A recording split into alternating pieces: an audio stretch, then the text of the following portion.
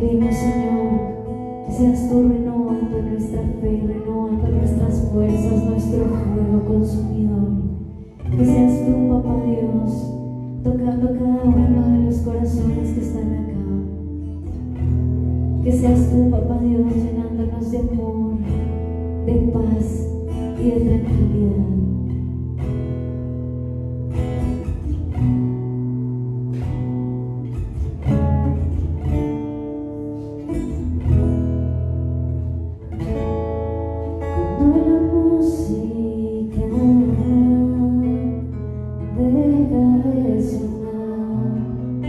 Estoy ante ti,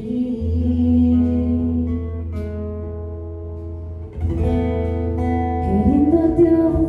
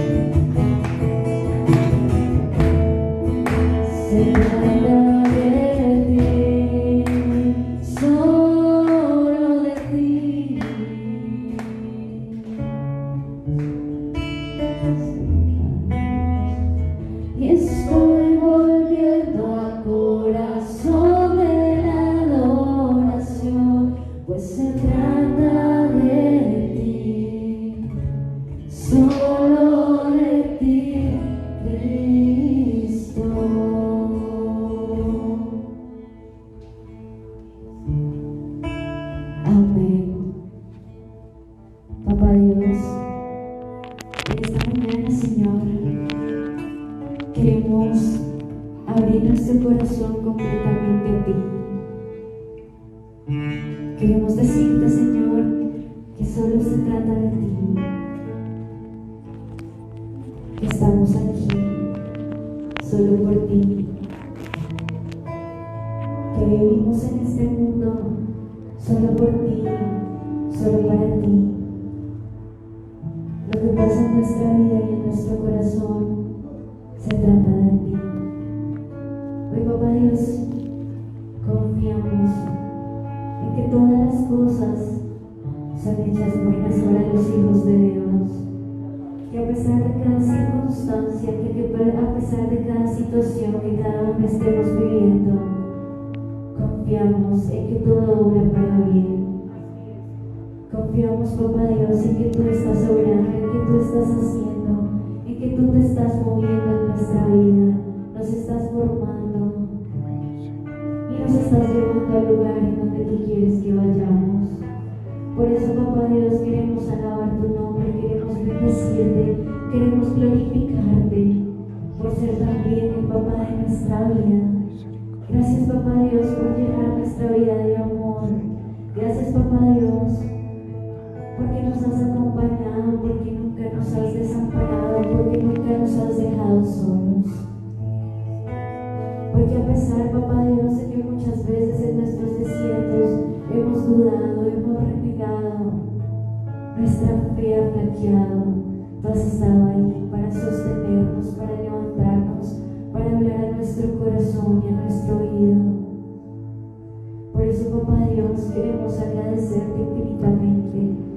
Queremos decirte, Señor, que todo nuestro ser está dispuesto a ti, Señor.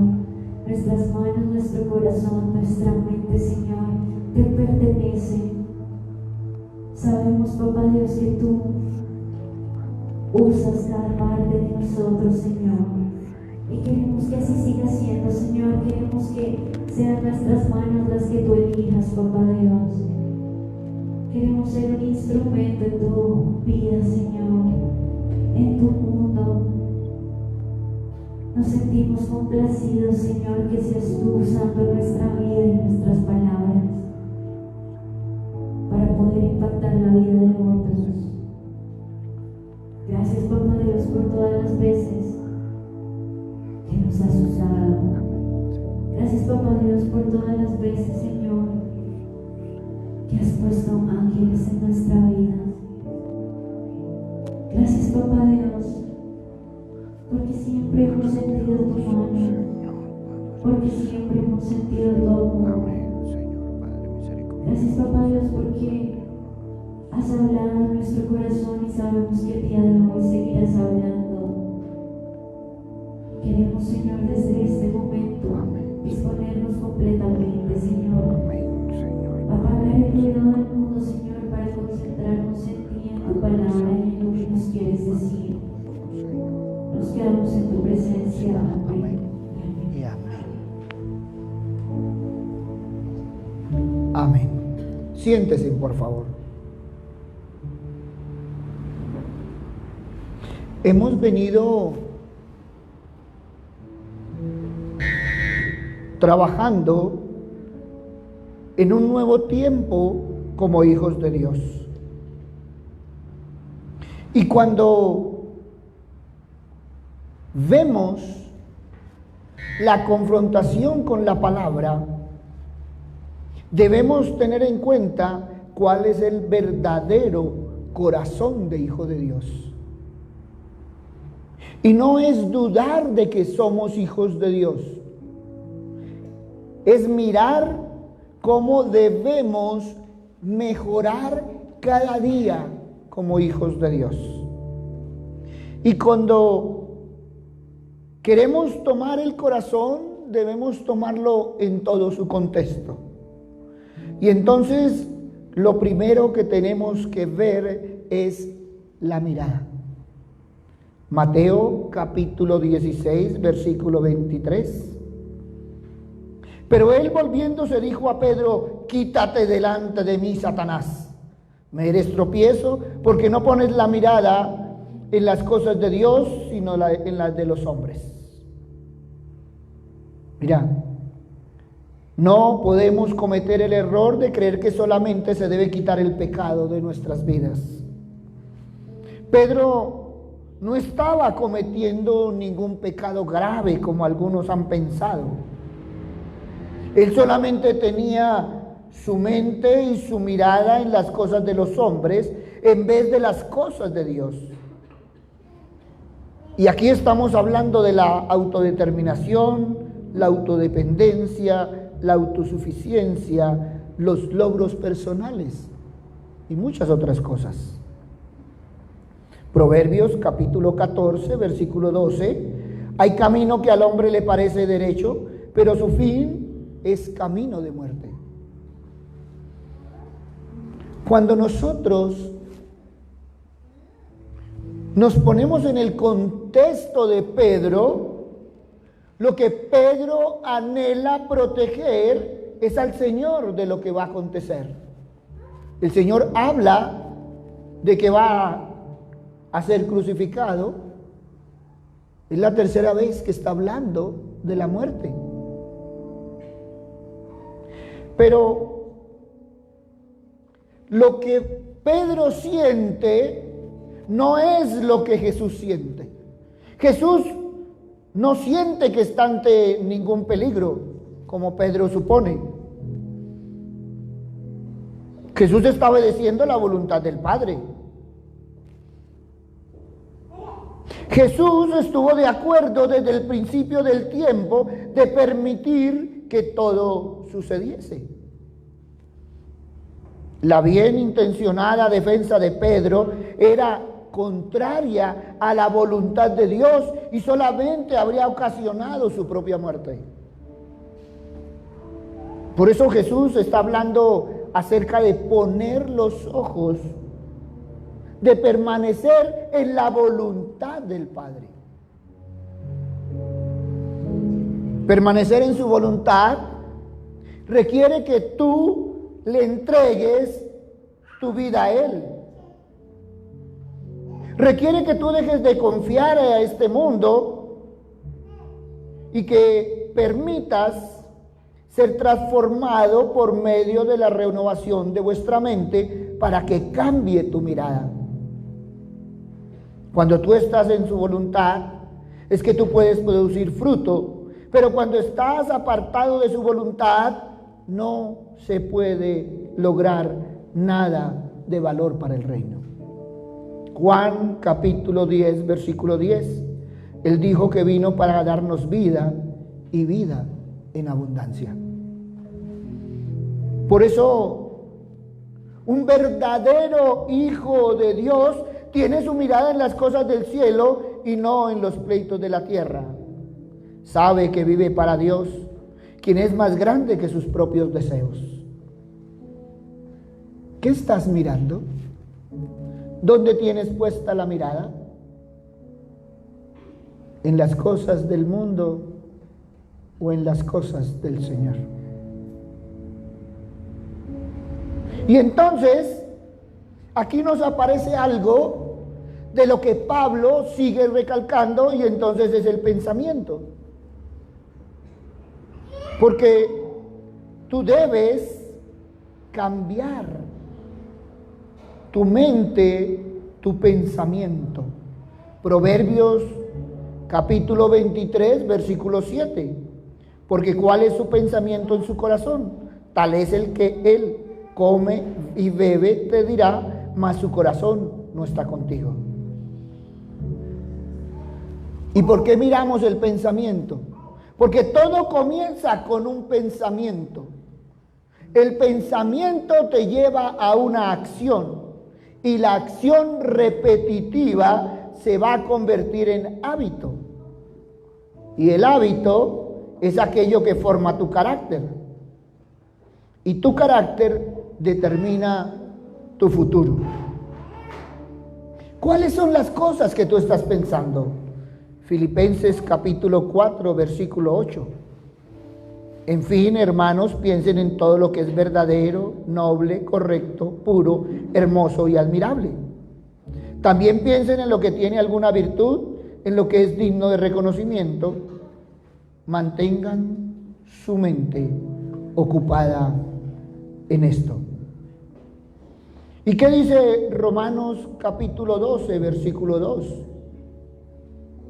No os conforméis a este siglo, sino transformaos por medio de la renovación de vuestro entendimiento, para que comprobéis cuál sea la buena voluntad de Dios, agradable y perfecta.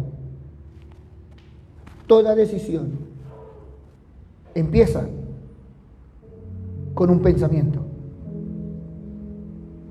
Y toda decisión que tomes tendrá consecuencias o grandes beneficios. Salmo capítulo 37, versículo 5. Encomienda a Dios tu camino y confía en Él y Él hará. Por lo tanto, lo que la palabra dice es que decide bien. Ahora, ¿por qué el pensamiento? Porque el estado real de tu corazón siempre se ve reflejado en tus acciones. Existe una parte de la vida cristiana que nos cuesta un poco más de trabajo por seguir en las enseñanzas de Jesús. Siempre nos ha costado seguir sus enseñanzas. No se trata de la fe o el evangelismo, se trata de la condición de tu corazón, de cómo mantener el corazón de un hijo de Dios. Por eso, hazle caso a Pablo, empieza a cuidar tu pensamiento, empieza a cuidar tu mente. Pero también llegamos entonces a la boca. Efesios capítulo 4, versículos 29 y 30. Ninguna palabra corrompida salga de vuestra boca, sino la que sea buena para la necesaria edificación, a fin de dar gracias a los oyentes. Y no contristéis al Espíritu Santo de Dios, con el cual fuiste sellados para el día de la redención. Al examinar las palabras, pueden no ser de maldición, que es lo que mucha gente dice. Yo nunca maldigo. No es una vulgaridad. Pero ¿sabes qué? Muchas palabras son dichas con maldad, sin afecto, sin buena voluntad, sin amabilidad. Examina si se siente de forma desagradable. Examina si se siente de forma moral, de santidad o de amor. No sea que salga del orgullo, la altivez o de una falsa humildad. No sea que salga autoexaltación, ira o resentimiento. Aunque no lo ves como pecado, puede ser muy pecaminoso. Como no se siente como pecado, nos hemos acostumbrado a pecar como algo muy normal. Y es lo que vemos, es lo que estamos viviendo diariamente. Es lo que estamos viviendo en nuestro trabajo, en nuestra familia, en las redes sociales. Y sin embargo, ¿qué decimos? No es pecado. Y no nos hemos dado cuenta que muchas veces estamos en el orgullo y la altivez. Por eso, cada uno de nosotros debe evaluar aquellas palabras que no edifican, no fortalecen. Muchas palabras, sin darte cuenta, pueden herir profundamente. Hay algunas que crean una atmósfera desagradable. Mateo capítulo 12, versículo 34 al 37. Jesús dijo: de la abundancia del corazón habla la boca. El hombre bueno de su buen tesoro saca buenas cosas, y el hombre malo de su mal tesoro saca cosas malas. Y yo os digo que de toda palabra ociosa que hablen los hombres, de ella darán cuenta en el día del juicio. porque tus palabras serán justificados y por tus palabras seréis condenados. Todos hablamos de ser cristianos. Todos sabemos que el Espíritu Santo de Dios mora en nosotros. Todos sabemos que el Espíritu sella al creyente para el día de la redención. Si el Espíritu Santo ha sido enviado para darte esperanza en Dios, y en lugar de esperar en Él, te estremeces con tus problemas, te enojas, eres amargado y resentido, entonces entristeces al Espíritu Santo de Dios, ya que actúas en contra del mismísimo propósito para el cual fue enviado. Es de un corazón desesperado, de desaliento y frustración, rabia, amargura. Es de un corazón de resentimiento, de donde sale todo lenguaje corrompido e hiriente. Muchas veces decimos que no, pero estamos en un lenguaje no adecuado como hijos de Dios. Un lenguaje de envidia, de dolor, de rencor, no necesariamente de maldición. Sí, somos cristianos, hijos de Dios, que muchas veces entristecemos al Espíritu Santo. Por eso llegamos al corazón. Proverbios capítulo 4, versículo 23. Sobre toda cosa guardada, guarda tu corazón, porque de él mana la vida. Y no nos hemos dado cuenta hoy en día que la ofensa es como un virus para el corazón. La ofensa hace que funcione mal, que produzca malestar interior. La ofensa es contagiosa. Si te ofendes, quieres ofender a otros cuanto antes o evitarlos a ofenderse junto contigo. No te deja ser productivo, pues te desenfoca y te desgasta emocionalmente y mentalmente. La ofensa produce una terrible culpa. Trae dolor, rechazo y autocompasión. A muchos la ofensa se convierte en un escudo. Cada vez que se siente confrontado, se esconde detrás de la ofensa para no cambiar, para mantenerse enfermo emocional y espiritualmente. Mateo capítulo 6, versículos 14 y 15. Porque si perdonáis a los hombres sus ofensas, os perdonará también a vosotros vuestro Padre Celestial. Mas si no perdonáis a los hombres sus ofensas, tampoco vuestro Padre os perdonará vuestras ofensas. ¿No hemos dado cuenta? Sin una actitud y disciplina constante del perdón, la vida se vuelve fría y aburrida. El perdón, lejos de ser una emoción, en realidad no nos hemos dado cuenta que es un mandato de Dios y una decisión de nuestra voluntad. Muchos no han querido perdonar, pero no se trata de querer, sino de deber. Es la única manera de mantener sano el corazón, aplicando el antídoto lo más rápido posible para evitar daños mayores. Cada vez que te inyecten la toxina de la ofensa, ¿qué tienes que hacer? Correr a ponerte el antídoto del perdón. El perdón no es una opción, sino un mandamiento que nos protege de la muerte emocional, espiritual y aún hasta física. Muchos se han venido consumiendo en su amargura y su rencor. Por eso deberíamos tener un corazón diferente, un corazón lleno de la presencia del Señor. Y entonces llegamos a la oración. Lucas capítulo 6, versículos 27 y 28. Pero a vosotros los que oís os digo, amad a vuestros enemigos, haced bien a los que os aborrecen, bendecid a los que maldicen y orad por los que os calumnian. Seamos sinceros.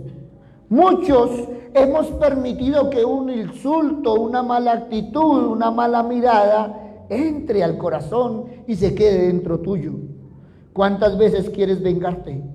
¿Cuántas veces piensas o dices el deseo de que algo malo le pase a la persona que te hirió? ¿No te has dado cuenta que la venganza es del Señor y Él hará justicia a su tiempo? Perdona al que te ofendió, suelta al que te hirió, haz lo que Jesús hizo por ti, se olvidó de tus pecados, los borró y nunca más los trae a memoria, dice la palabra. Un verdadero hijo no tolera a sus enemigos, en realidad ama con el amor del Padre. Por eso un verdadero hijo los bendice, aunque le cueste. Ora por ellos, aunque no quiere, y les hace el bien si hay la oportunidad. Jesús enseña como un verdadero hijo de Dios no se defiende porque sabe que nuestro Padre es quien defiende a sus hijos. Jesús advierte que no todos querrán escuchar esta enseñanza. No es fácil, ya que toca directamente al corazón y la naturaleza pecaminosa del ser humano, demandando al cristiano morir a sí mismo para ahora vivir comportándose como lo que es un hijo de Dios. ¿Cuántas veces nos hemos comportado verdaderamente como hijos de Dios? Yo no vengo a decirte que no eres hijo, yo vengo a decirte que te comportes como hijo. Y entonces llegamos a la actitud. Mateo 6, 29, 30. Mira lo que dice el Señor. Al que te hiere en una mejilla, préstale también la otra. Y al que te quita la capa, ni aun la túnica le niegues. A cualquiera que te pida, dale. Y al que tome lo que es tuyo, no pidas que te lo devuelva. El Señor nos quiere llevar a que jamás tú ni yo entremos en la sintonía del odio. Y eso es lo que tenemos hoy en día. Todos hemos entrado en esa sintonía. El odio es un arma que se vuelve contra el pecho de quien odia. Es una de las pocas armas que se vuelven contra ti. Juan capítulo 13, versículos 34 y 35. Un mandamiento nuevo os doy, que os améis unos a otros como yo os he amado, que también os améis unos a otros. En esto conocerán todos que sois mis discípulos, si tuviereis amor los unos con los otros. Muchos han dicho que Jesús estaba hablando en una metáfora, en sentido figurado, pero aquí está hablando literalmente. Ahora, seamos sinceros. Si alguien te golpea, ¿tú qué haces? ¿Le pones la otra mejilla o le pones el otro puño? Pero ¿sabes qué? Jesús nos dice, deja que el Padre sea quien te defienda.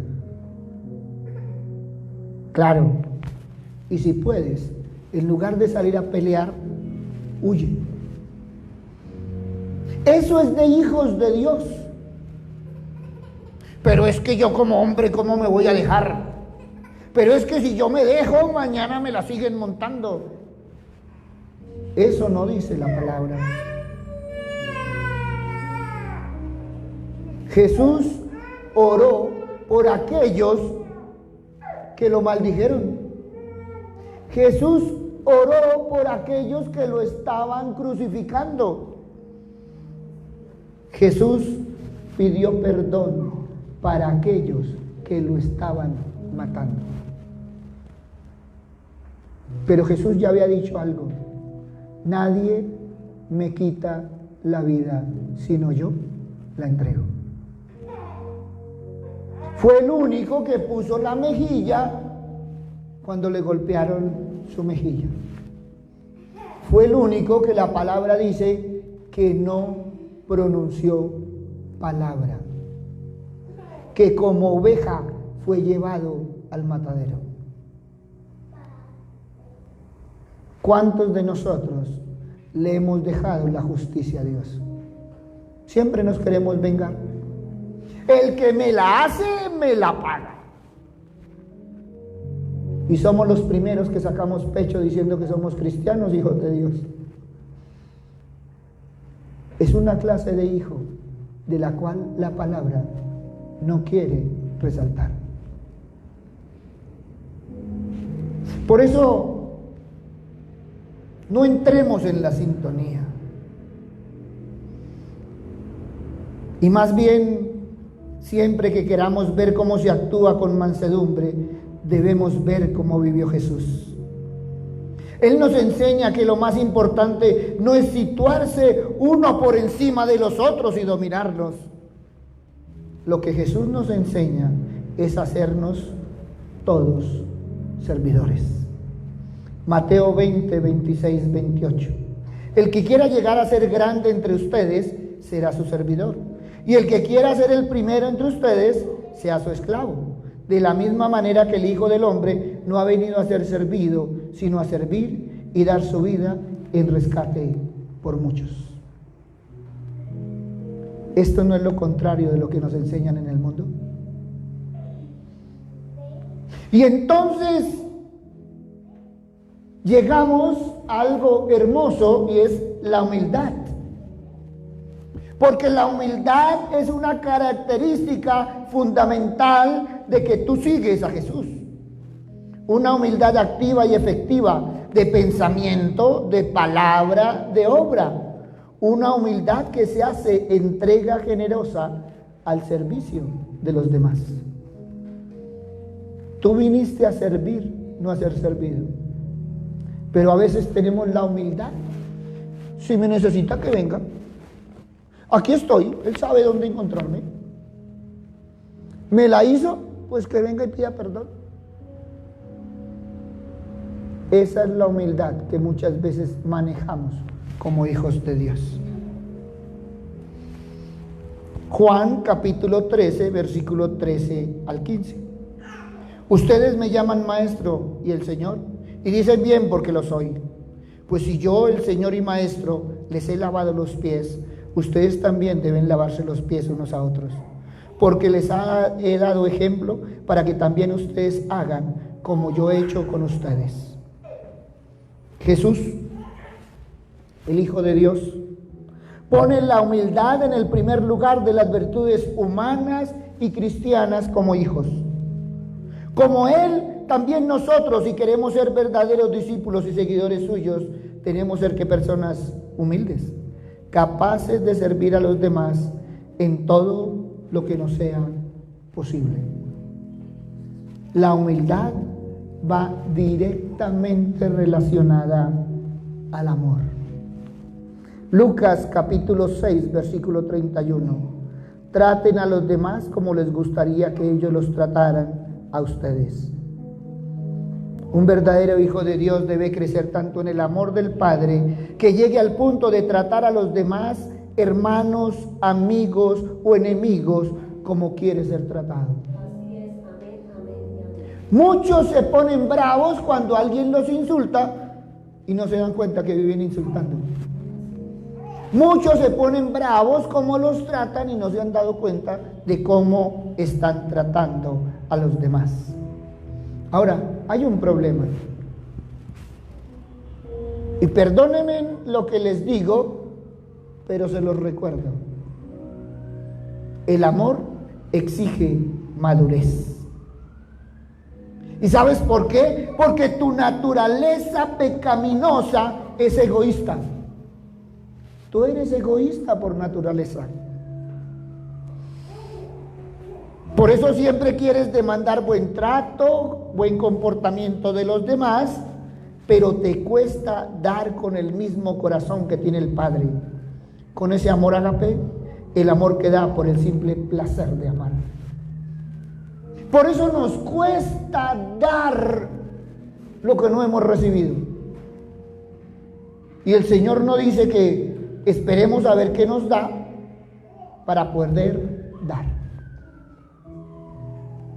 Y entonces, cuando uno hace estas apreciaciones, dice, no, pues entonces es difícil ser hijo de Dios, imposible ser hijo de Dios. Y entonces podemos ir a Hechos capítulo 13, versículo 22, cuando Dios dijo que el rey David era un hombre conforme a su corazón. Lo que estaba diciendo el Señor es que David era la esencia, que estaba de acuerdo con su voluntad. Y cuando nosotros vemos la vida de David, la encontramos en dos partes. Una, hasta el pecado con Betsabé, que lo llevó a muchas otras cosas, y otra, después del pecado. Y entonces, aunque David había cometido una transgresión para muchos impulsiva, aunque premeditada, fue capaz de arrepentirse de verdad. Salmo capítulo 6, versículo 4. En la Biblia nos dice que después de cometer su pecado, David oró a Dios diciendo: vuelve, oh Jehová, libera mi alma, sálvame por tu misericordia. En los escritos de David vemos que David sintió un profundo dolor de haberle fallado a Dios a causa de su pecado, y que cada día se arrepentía y confesaba, ayunaba y oraba ante Dios, y oró para que Dios fuera misericordioso. Miren, no podemos olvidar que David tomó a la esposa de Urías, que tuvo relaciones sexuales ilícitas con ella, que el castigo de Dios cayó sobre él, y esto nos muestra que Dios es justo, santo y no tolera ofensa. Él recibió el llamado respectivo, y la palabra dice que el hijo del pecado murió,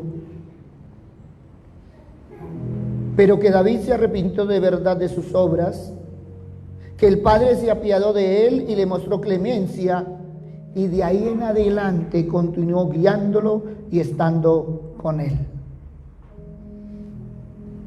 ¿Qué nos muestra la palabra? Que David veneraba y temía al Padre, que llegó a ser capaz de odiarse a sí mismo desde el fondo de su corazón, y que usó su vida de ahí en adelante para probar su arrepentimiento. Y cada vez que le fallaba al Señor, corría a arrepentirse, porque muchas veces le ganaba la carne. ¿Cuántas veces cuando a ti te gana la carne, sales corriendo a arrepentirte? Pero también encontramos otro ejemplo, y es Pablo. Pablo lo encontramos por allá en Hechos 9, donde dice acerca de sí mismo: descendiente de Israel, de la tribu de Benjamín, fariseo de fariseos, educado a los pies de Gamaliel. Él estaba explicando quién era. Por lo tanto, fue un hombre que conoció de Dios. ¿Cuál es el problema de muchos? Yo conozco al Señor, yo conozco su palabra. Es más, muchos recitan la palabra del Señor. ¿Cuál es la diferencia? Que no han tenido un verdadero encuentro con Dios, con Cristo, la llenura del Espíritu Santo, y no viven la palabra. Los fariseos eran aquellos que ponían mucha atención a las ordenanzas y los hechos exteriores que le daban la apariencia de ser rectos. Por eso a muchos les dicen fariseos hoy en día. Pero ¿sabe qué? Eran aquellos que no se preocupaban realmente por ser rectos en su corazón. Acuérdense que Jesús se refirió a ellos como hipócritas. Mateo 23, 27, 28. Ay de vosotros, escribas y fariseos hipócritas, porque sois semejantes a sepulcros blanqueados, que por fuera, la verdad, se muestran hermosos, mas por dentro están llenos de huesos muertos y de toda inmundicia. Así también vosotros por fuera, la verdad, os mostráis justos a los hombres, pero por dentro estáis llenos de hipocresía e iniquidad.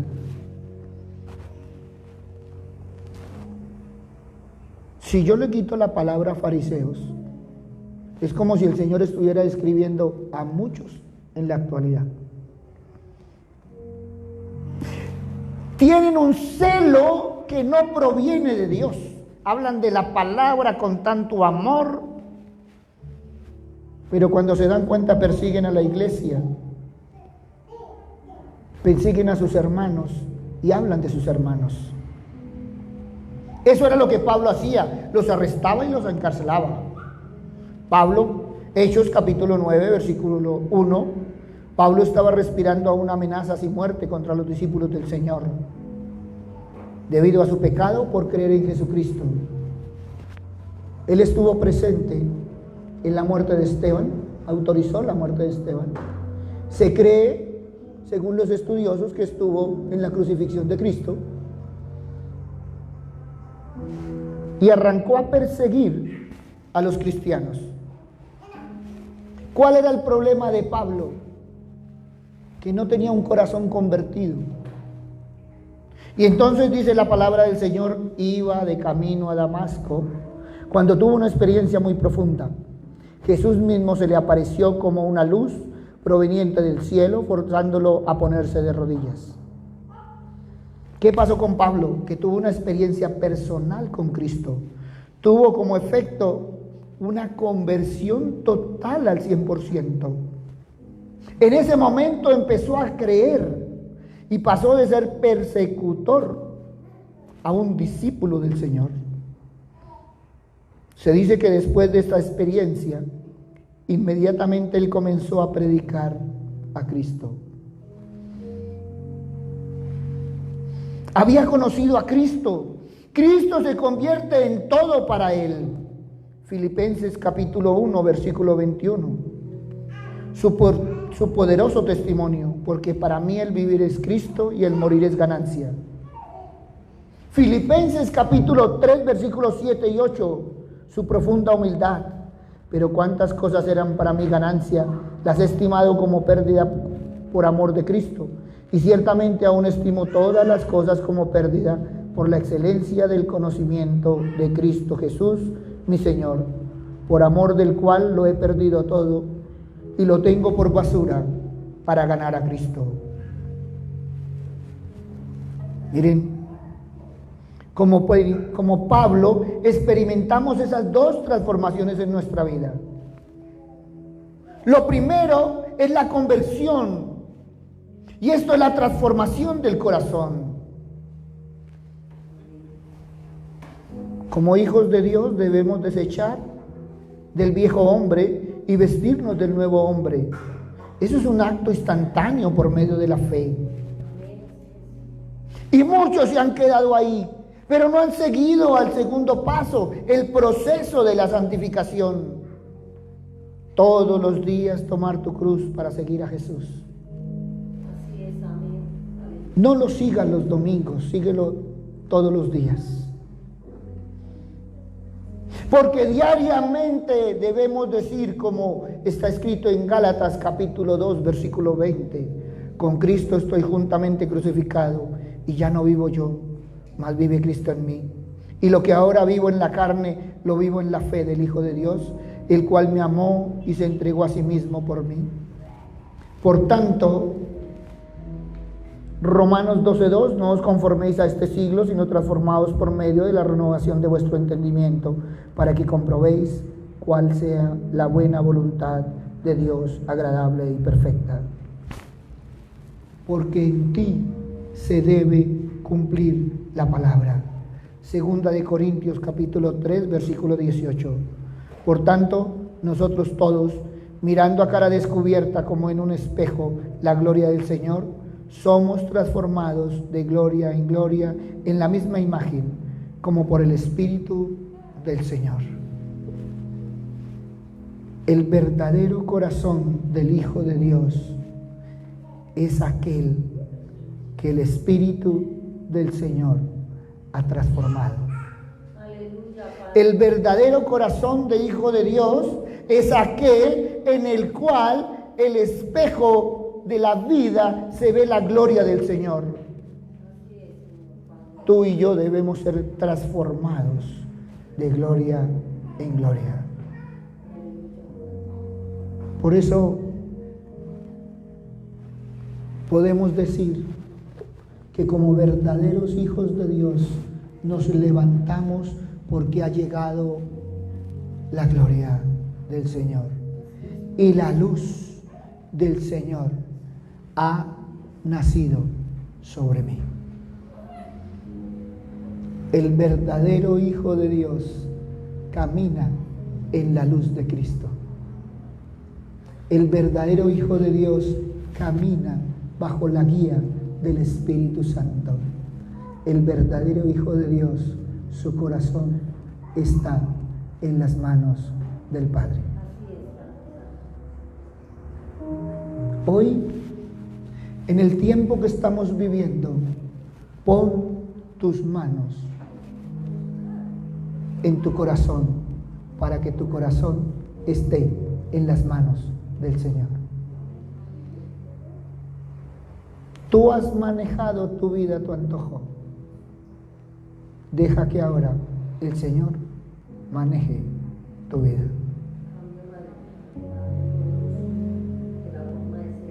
Si tú das testimonio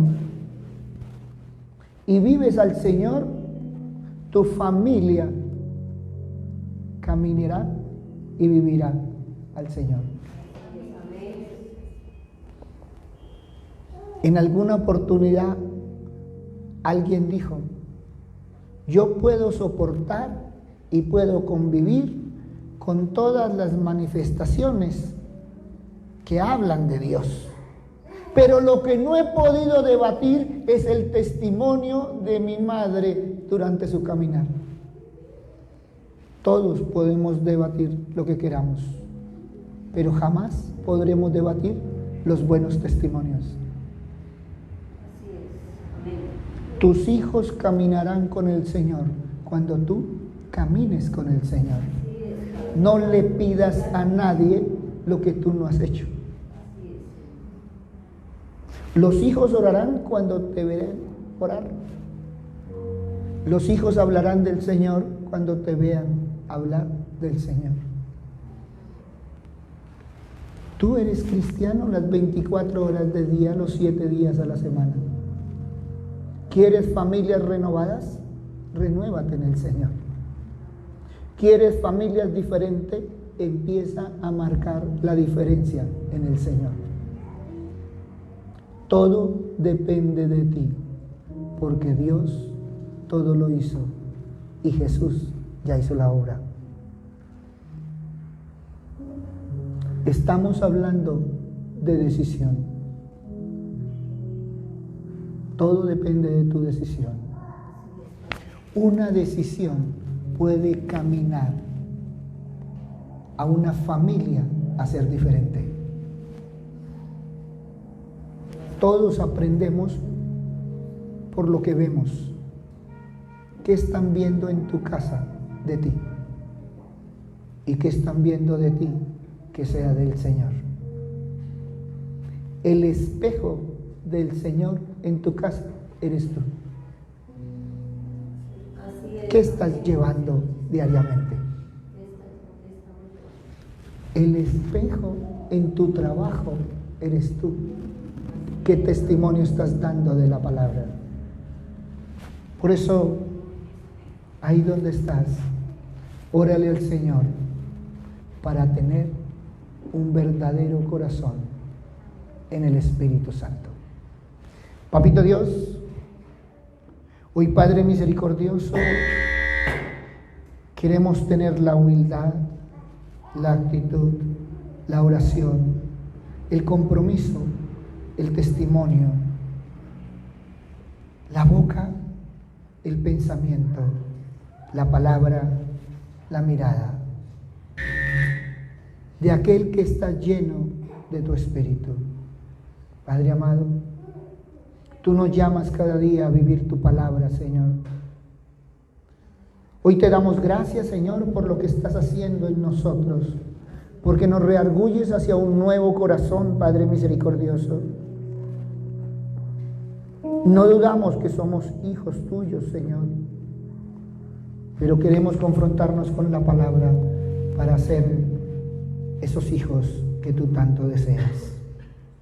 Papito Dios, caminar llenos de tu espíritu en medio de este mundo, marcando la diferencia, dando testimonio vivo y santo que estamos contigo y con tu Hijo en nuestros corazones. Gracias, Padre bueno, porque cada día nos reargulles y nos enseñas, Señor, a ser personas diferentes. Papito Dios, tu Hijo dijo que a pesar de que caminamos por el mundo, no somos del mundo y marcamos la diferencia. Hoy, Señor, queremos tener familias que marquen la diferencia para marcar esta sociedad que tanto lo necesita.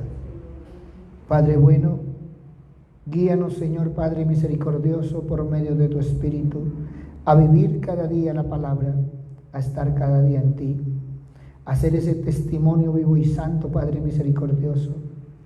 Papito Dios, que no nos pase, Señor, como el Hijo pródigo, Padre misericordioso, que tiene que llegar, Señor, hasta lo más bajo, Señor, para poder subir, sino que podamos, Señor, entender tu palabra, entender el ejemplo de Cristo, Padre misericordioso, cuando se ciñó la toalla y lavó los pies a los discípulos. Papito Dios, que tengamos un corazón de servicio, un corazón, Padre misericordioso, que no dejemos, Señor, entrar el odio, Padre misericordioso, sino al contrario, seamos de bendición para muchos. Padre amado, gracias, Señor, Padre misericordioso, no por los buenos hijos que somos, sino por tenerte como Padre. Papito Dios, que podamos agradecerte, Señor, porque sabemos que tú nos has cuidado, nos has guardado en este mundo.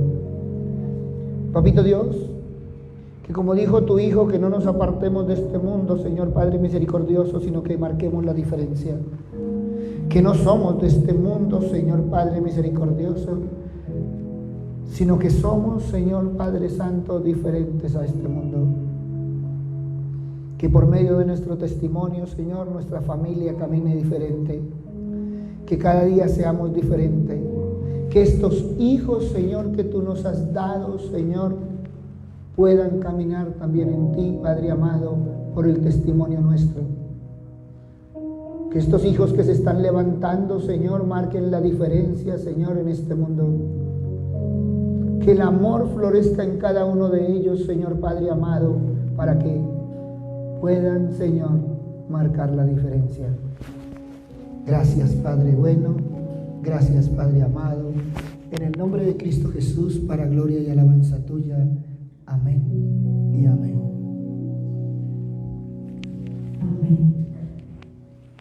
Iglesia, ya para ir cerrando, les voy a invitar a todos que estemos en pie, que nos dispongamos a